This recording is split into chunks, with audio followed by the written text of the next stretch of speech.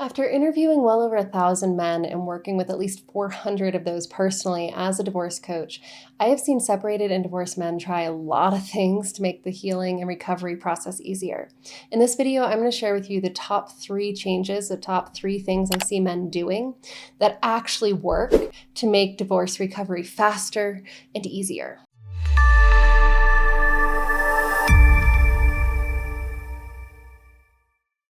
The first effective way that I see my clients and the men that I've interviewed making the divorce recovery process easier is to get healthy. This really boils down just to the basics. You guys, it means exercise, eating well, drinking less, and developing a healthier routine around sleep.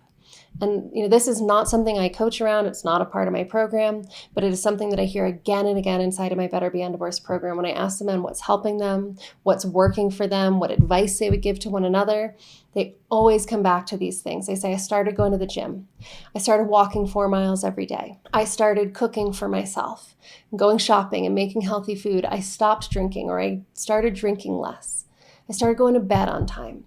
Right? These simple changes have a huge impact. Your emotional distress, the pain, the fear, the overwhelm, the despair, the grief, the anger, that's all very physical. And if you're feeling it, you know it because it's in your body, it's in your stomach right now, it's in your chest, it's in your face, it's that in the tense in front of your head, between your ears. It's what you're trying to get away from so much of the time, right? Is the intensely uncomfortable physical impact of the painful thoughts and emotions you're going through right now.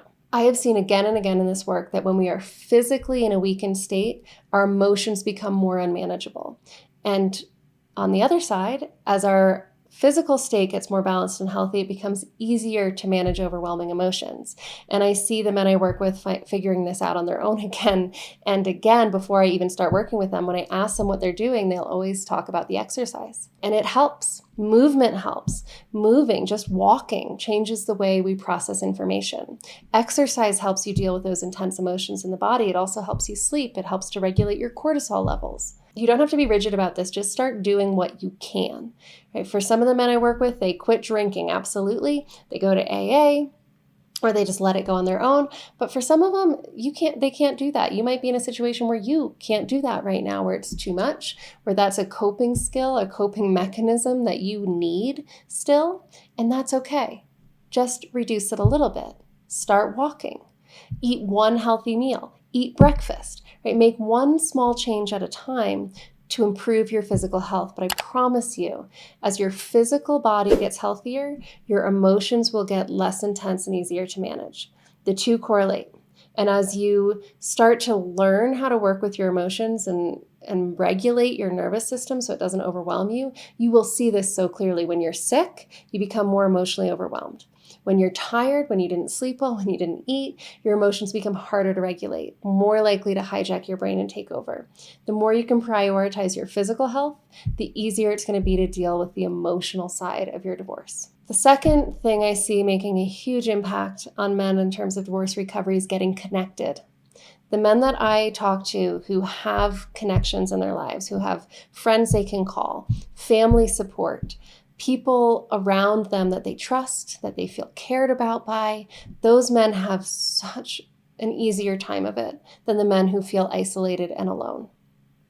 And when I say they have an easier time, it's still not easy. You guys, I know it. You can have all the friends and family in the world, and this can be devastating and bring you to your knees and make you feel like you can't go on. And yet, if you have that support system, those moments of despair, of overwhelm, of intense and painful grief, they'll pass more quickly. You'll have those resources, people you can connect to, someone you can call, someone who understands, people who are there for you. And all of those people are reflecting you back to yourself. They're helping you remember who you are, that you're a good person, a good man, that you will get through this, that there is a future for you. So if you don't have connection or you don't have enough connection, please prioritize this. It's okay if you don't have that support system in place, or if her family was really your family and you were closer to them than anyone on your side, or the friends were really her friends and not yours, you might feel really isolated and alone right now. Start getting connected. I see this again and again in my coaching. As men connect, their healing gets easier. They start to feel better. Those emotions become easier to manage. That's why a central part of my Better Beyond Divorce program is the community. When I added the online community and support group and started adding group calls to my coaching, it blew me away. I always thought private coaching was like the gold standard and the best way to help somebody. I completely underestimated the power of feeling seen and heard and understood and cared for by a group of people. The support, the compassion, and the growth that I see both through the online support group and the group coaching calls is amazing. And so I would strongly encourage you, if you feel isolated and alone with this, get support. It doesn't have to be making a new best friend or connecting with a family member. It can be going to a divorce care at your local church or to an AA meeting or joining a men's group or going on a meetup and hiking with people you don't know yet. But get yourself around other people. And as much as you can, get yourself in a group of people who understand what you're going through. If you don't know where to find that or how to start, please reach out to me and I can get you connected to the Better Beyond Divorce community. It's a great place to connect with men who really understand what you're going through. But one way or another, if you're alone with this, get connected. And if you are connected, use those connections. Spend time. Call the people you care about. Spend time with them. Kids and grandkids are great for this too. I see such an amazing difference with my clients and the men I've interviewed who have connections to children and to grandchildren. It's incredibly supportive and a great form of connection as well. So one way or another, get connected, increase your connections. So get healthy, prioritize your physical well-being, connect with other people, even if it feels scary, even if it feels hard, even if you don't want to get out of bed today or talk to anybody, connect with somebody online. That connection can even be a therapist or a counselor, but get connected, be around other people. The third thing that I see making a huge difference for the men that I've spoken to when it comes to shortening the amount of time it takes them to recover from divorce and feeling better throughout that process is to get educated about how the brain, the nervous system, and the emotions of a human being work. Most of us have no idea about this. We're not taught about our emotions in school. Every week I have men who join my program and look at these lists of emotions and are like, I thought there were like 5 or 6 or maybe 10. Now you're telling me there's all these nuances of feeling. Like most of us are taught to ignore and suppress our emotions, men in particular. We're taught to dislike them or look down on emotions like anger or grief as signs of weakness. But our emotions are very, very important.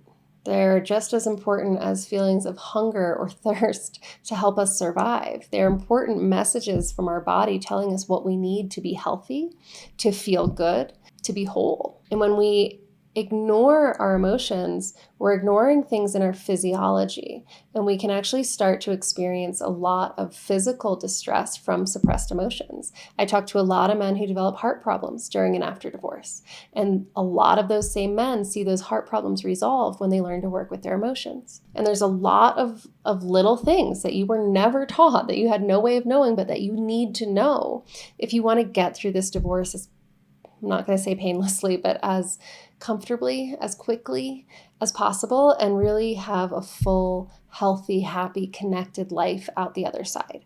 And one of the things you need to know is that logical, analytical brain that has probably gotten you to the place you are in life, right? That's helped you be successful in your career. It's been helpful for problem solving.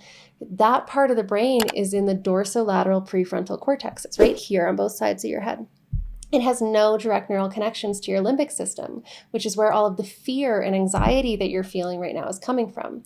So no amount of reasoning to yourself touches that emotional experience. And if you're going through a divorce, you probably know this very well. It's like your brain knows that you're going to be okay. Your brain knows you're going to get through this and move on. Your brain knows that there's no chance of getting back together with her. But your body doesn't seem to know it. Your heart doesn't know it. Emotionally, you're just holding on to hope. Emotionally, you are terrified about what's going to happen next. Emotionally, you feel like this might kill you. And there's this disconnect between what you know and how you feel because those two parts of your brain don't have any direct neural connections. It's a very roundabout loop for them to communicate at all, and so usually they don't communicate.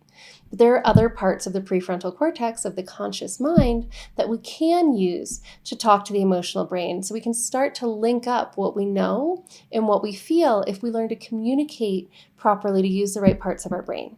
So educating yourself, learning about how emotions work in the body, where the emotional brain actually is in your brain, how it impacts your whole nervous system, your respiration, your heart rate, your digestion, the way you see the world, how you think, how you hear is impacted by what you're feeling. Like the little bones in your inner ear actually shift a little bit, and the types of sounds that you're able to pick up on easily change based on how you're feeling. Right? So when you start to learn how all of these emotional things work, it's going to do two really powerful things for you. One, it's going to help you get through the intense emotions you're feeling right now. The grief, the despair, the anger, the hurt, the anxiety about the future. It's going to give you very concrete tools to work with that when you understand how that all works. And two, it's also going to help you get some closure and understanding about how this divorce happened in the first place, because you're going to start to understand how your ex-wife got to the place that she was. You're going to start to see the role that you played. You're also going to see the roles that she played and the things that weren't your fault, because you're going to understand how the human emotional system works. For a crash course on the emotional brain and how it works and how to get started educating yourself about it, please watch my free masterclass, How to Take Back Control of Your Life After Divorce. It'll give you the science behind this and help you understand what the heck I'm talking about when I say get educated about your emotions, why it's important, and how it's going to make your divorce recovery a lot easier. All right, so 3 ways to make this process easier. It's not going to make it easy. It's not going to make it simple, but it will help. And I can say this with confidence because I get to see a lot of men going through this every day, and I get to see what works for them and what doesn't work for them. And I see some men who are able to pick up the pieces, come through this not just whole, but better, actually becoming better men through the process, becoming better partners, becoming better fathers, and having better relationships and living better lives on the other side of divorce. And I also see other men who get stuck, who struggle, who are in pain for a long time.